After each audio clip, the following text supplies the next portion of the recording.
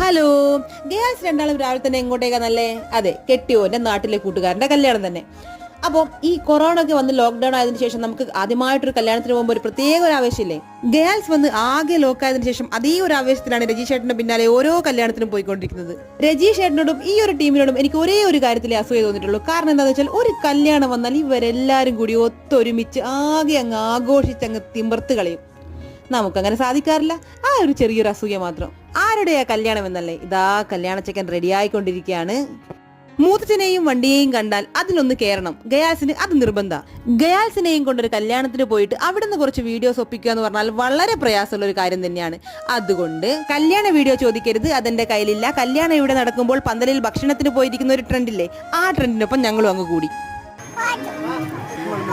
ഒടുവിൽ ഞങ്ങൾ കാത്തിരുന്ന സദ്യയും അവൻ കാത്തിരുന്ന പായസവും എത്തി. സംഭവം ഉഷാറ് തന്നെ. രണ്ടുപേരോടും ആശംസകൾ പറഞ്ഞ് ഞങ്ങൾ മടങ്ങി.